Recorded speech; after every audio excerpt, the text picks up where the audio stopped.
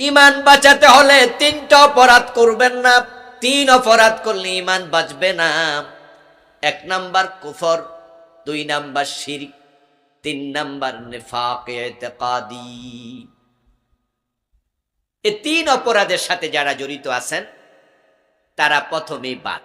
ইমানই নাই আর নামাজ থাইকা লাভ কি? কুফর করলে ইমান থাকে না, এজন্য কুফর থেকে বাঁচতে হবে।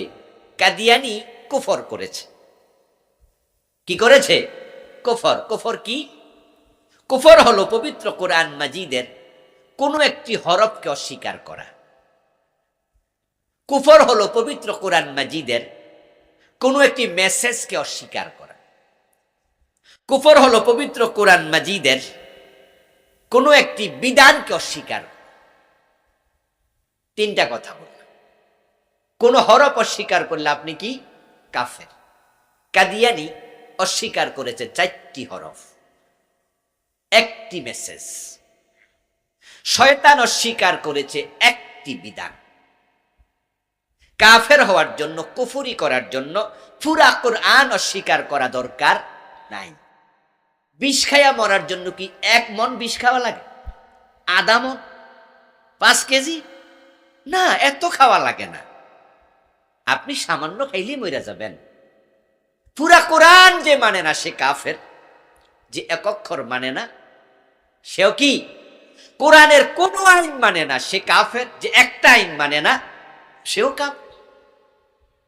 ইমানের বিপরীত। ইমান হলো বিসমিল্লাহর বা থেকে মিনাল জিন্নাতি ওয়ান নাসের সিন পর্যন্ত যত হরফ আছে, যত মেসেজ আছে, যত বিধান আছে, সবটাকে একসাথে গ্রহণ করার নাম ইমান। একটা অস্বীকার করার নাম কুফর। যে ব্যক্তি কুফর করবে তার ইমান শেষ। 30 পারা কোরআন যে মানে না সে কাফের। যদি কেউ 15 পারা না মানে সে কি? কেউ 1 পৃষ্ঠা মানে না সে কি? কে 1 অক্ষর মানে না সে কি? যে 30 পারা মানে না, যে 1 অক্ষর মানে না, কে বড় কাফের? এখানে যদি আপনি মনে করেন যে না, বেড়া যেহেতু কিছু মানে তাই হে ছোট কাফের, আর ও বেড়া কিছু মানে না হে বড় কাফের, আপনি ভুল করলেন। মাগরিবের নামাজের ফরজ কয় রাকাত? মাশাআল্লাহ, কথা বলেন, কয় রাকাত? কেউ যে 1 রাকাত কইরা বাড়ি চলে যায় হে বেনামাজি, ঠিক না? নামাজ হলো না তো। যে 2 রাকাত পরে বাড়ি চলে গেছে হেটা হইছে কিছু। যে মোড়েও পড়ে নাই সে যেমন, যে 2 রাকাত পরে গেছে গা মাগরিবের ফরজ, সেও তেমন। সে বলতে পারবে না 2 রাকাত তো পড়ছি তো আমি হের মতো অমুকেন। না, এ কথা বলার সুযোগ নাই। কাদিয়ানি কাফের হওয়ার কারণ তারা কোরআন মাজিদের একটি মেসেজ মানল না। সেটা হলো বিশ্ব নবী, শেষ নবী। 4টা অক্ষর মানল না, খা আলিফ তামিম। এখন তারা নামাজ লইয়া কাফের, রোজা লইয়া কাফের। ও আমার প্রিয় ভাই, এখন আল্লাহ কই সরু ধরে হাত কাটো, ডাকাত ধরে শুলে দাও, জেনা করলে অবিবাহিত 100 বেত লাগাও, বিবাহিত হলে পাথর মেরে হত্যা করো। রাসূল বলেন মদ পান করলে 80 বেত লাগাও। আমার আল্লাহ বলে ইনিল হুকমু ইল্লা লিল্লাহ, আমি আল্লাহ ছাড়া কারো আইন চলবে না। আল্লাহ বলে আলা লাহুল খালকু ওয়াল আমরু, সাবধান, সৃষ্টি যার, আইন চলবে শুধু তার। এখন আপনি চোর ধরে হাত কাটলেন না, জেনা করলে পাথর মারলেন না, ডাকাতি করলে শুলে চড়াইলেন না, মদ পান করলে 80 বেত দিলেন না, আল্লাহর আইনে দেশ সমাজ চালাইলেন না। কাদিয়ানি মানে না একটা, আপনি মানেন না ডজন ডজন। কাদিয়ানি কাফের হইলে আপনার ফতুয়া কি?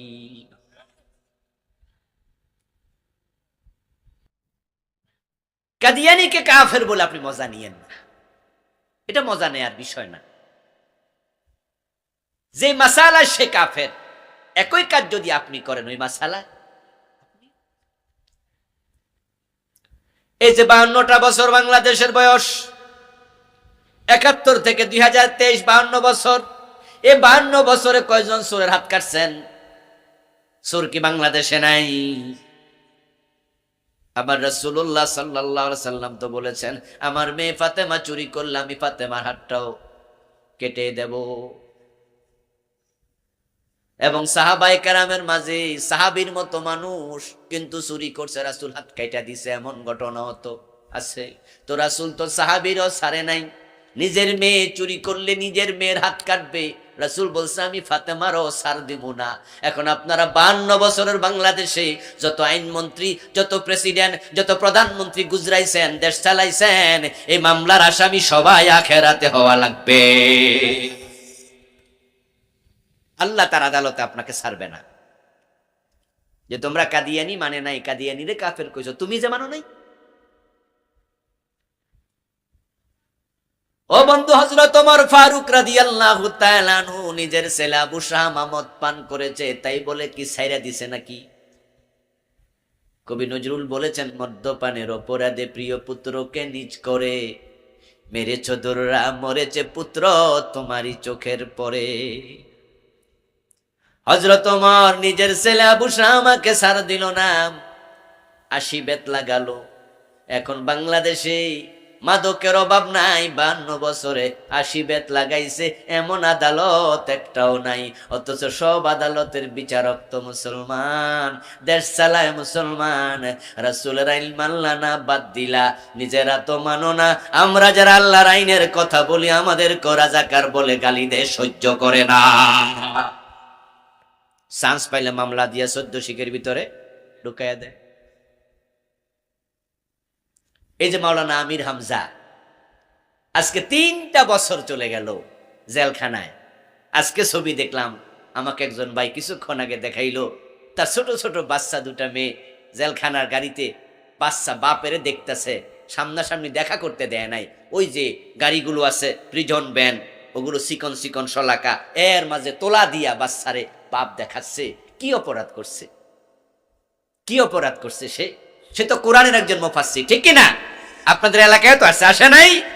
আরে পোলাপান মানুষ, বয়স তো মাত্র 32 35 হয়েছে, ছোট ছোট 2টা বাচ্চা। কি অপরাধ করছে সে? কি রাষ্ট্রের টাকা চুরি করে কানাডা বাড়ি বানাইছে, আমেরিকায় বাড়ি কিনছে, ডাকাতি করছে? কোন অপরাধ তার?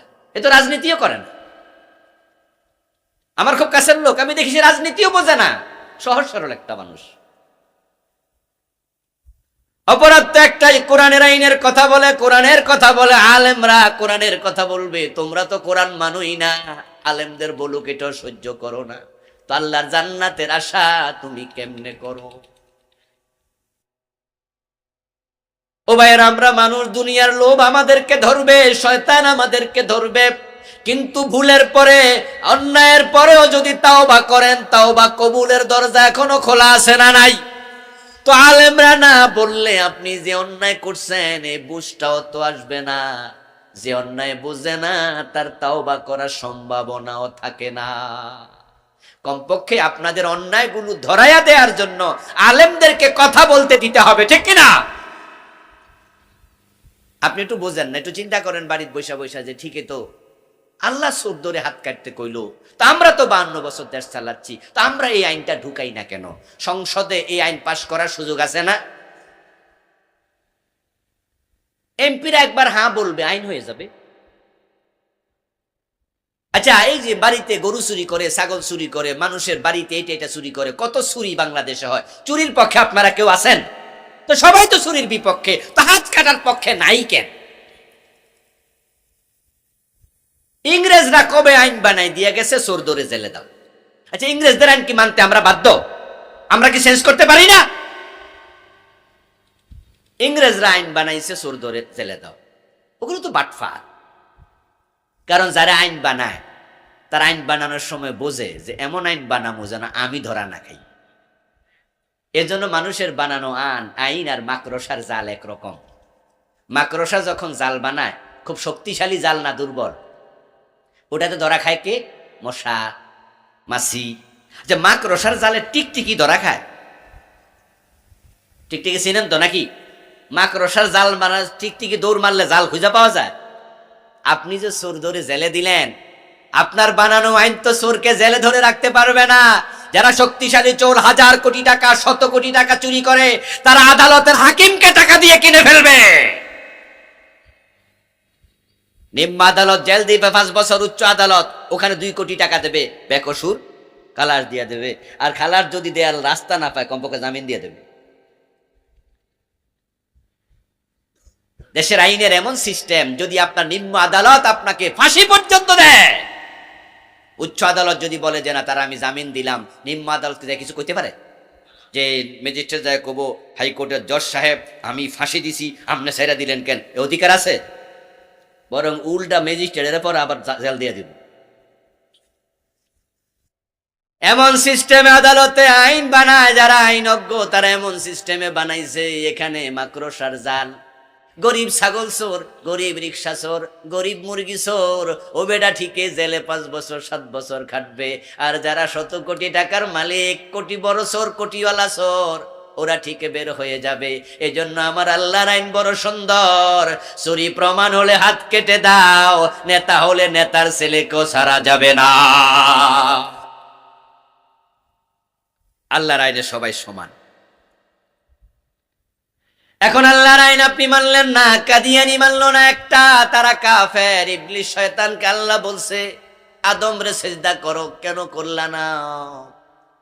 ইবলিস শয়তান যদি বলতো রব্বানা যালামনা আনফুসানা, আল্লাহ আমি ভুল করে আলাইছি, যেমন আদম নবী ভুল করছিল, আল্লাহর কাছে ক্ষমা চাইছে, আল্লাহ কি ক্ষমা করে নাই? কথা বলেন না ভাইরা, করে নাই? আদম আল্লাহর কথা শুনে নাই কয়টা? ইয়েস, কয়টা শুনে নাই? ইবলিস শুনে নাই কয়টা? কাদিয়ানিরা শুনে নাই কয়টা? সংখ্যা কিন্তু মিল আছে। আদম একটা শুনলো না, কিন্তু আদম ক্ষমা পাইয়া গেল, কারণ আদম তো ক্ষমা চাইছে। ইবলিস অন্যায় করলো একটা, ইবলিস ক্ষমা পাইল না, কারণ ইবলিস ক্ষমা চায় নাই। কাদিয়ানি আল্লাহর মেসেজ মানলো না একটা, তারা কাফের, কারণ তারা তাওবা করে নাই। এখন আপনারা যে অন্যায়গুলো করছেন 52 বছর ধরে, আল্লাহর আইন মানেন না। আমরা যদি ওয়াজ করি, আমরা যদি বলি, আর আপনি মনে মনে ভাবেন আমিও আদমের মতো তাওবা করতে চাই, তাহলে আপনাকেও ক্ষমা করার ক্ষমতা আল্লাহর আছে না নাই? মৃত্যুর আগ পর্যন্ত তাওবার সুযোগ তো আছে।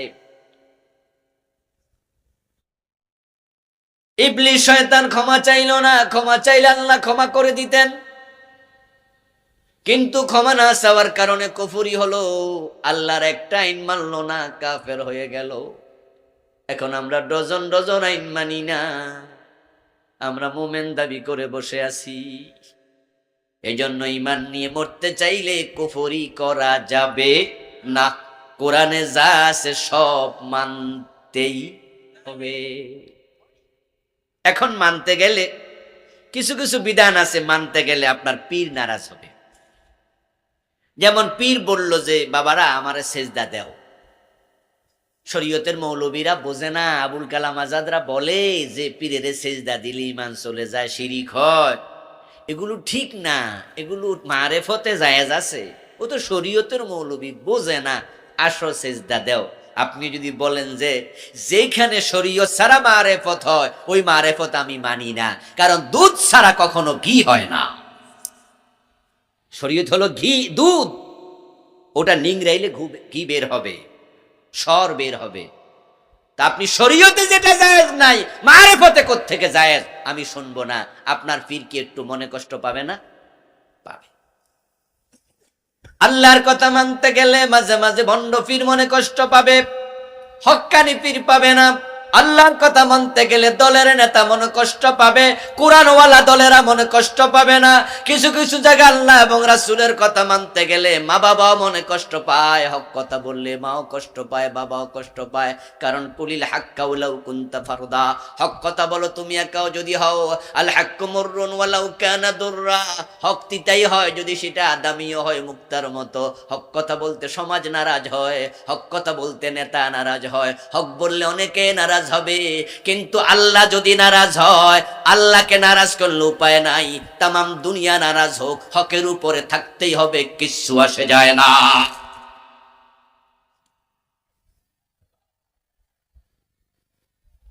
सारा दुनिया हो मुखालिफ, कुछ नहीं नुकसान है, कुछ डर नहीं कुछ गम नहीं, जब रहमते रहमान है। একজন কবি বলেছেন তামাম দুনিয়া তোমার মুখালফ হয়ে যাক, তোমার বিরোধী হয়ে যাক, কুছ নেহি নুকসান হে, কোনো অসুবিধা নাই, কোনো অপূর্ণতা নাই, কুছ ডর নেহি, কুছ গম নেহি, কোনো ভয় নাই, কোনো দুশ্চিন্তা নাই। জব রহমতে রহমান হে, তোমার সাথে যদি রহমানের রহমত থাকে। কাদ আফলাহাল মুমিনুন, ঈমান বাঁচান, কুফর ছেড়ে দেন, শিরিক ছেড়ে দেন, নেফাক ছেড়ে দেন। দেশে শিরিক আছে, শিরিক গুলা থেকে বেঁচে থাকুন। শিরিক নিয়ে আমার লেখা বই আছে, কুফর নিয়ে লেখা বই আছে। আমি কুফর লিখেছি সম্ভবত 53টা।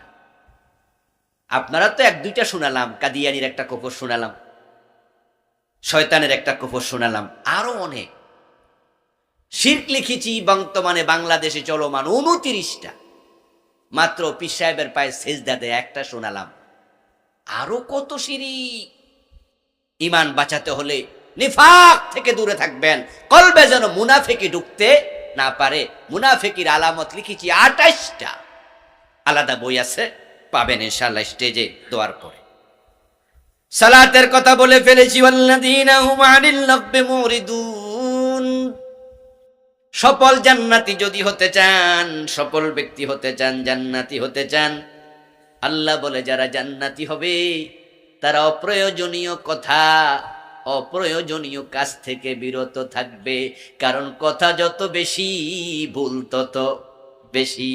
কথা যত বেশি হয়, গীবত তত বেশি হয়। এই জন্য অপ্রয়োজনীয় কথা বলবেন না সফল যদি হতে চান। কারণ মানুষের মুখ থেকে বের হওয়া প্রতিটা কথা রেকর্ড করার জন্য কাঁধে ফেরেশতা আছে কিনা, গর্দানে রেকর্ডার আছে কিনা। মা ইয়ালফিযু মিন কাউলিন ইল্লা লাদাইহি রাকীবুন আতীদ। আপনার সবচেয়ে বড় দুশমন আপনার জিহ্বা। রাসূলুল্লাহ সাল্লাল্লাহু আলাইহি ওয়াসাল্লামের কাছে এক ব্যক্তি গেলেন, প্রশ্ন করলেন, ইয়া রাসূলুল্লাহ ওয়া মান নাজাতু, ও প্রিয় নবী, কোন কাজে নাজাত মিলবে, কোন কাজ করলে জান্নাত সহসায় পাওয়া যাবে? আল্লাহর হাবিব বললেন, আমলিক আলাইকা লিসানাকা ওয়াবকি আলা খতিয়াতিকা। নাজাত পেতে চাইলে জিহ্বাকে কন্ট্রোল করো এবং যে গুনাহগুলো করে ফেলেছো সেগুলোর জন্য আল্লাহর কাছে চোখের পানি ছেড়ে দিয়ে কাঁদো। যদি জিহ্বা কন্ট্রোলে থাকে নাজাত সহজে মিলে যাবে।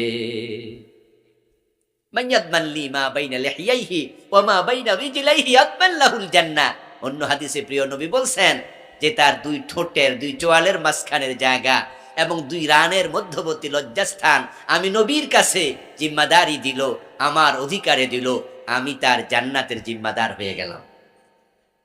এই জন্য জান্নাতে যারা আমরা যেতে চাই, আমরা বলবো কম, শুনবো বেশি।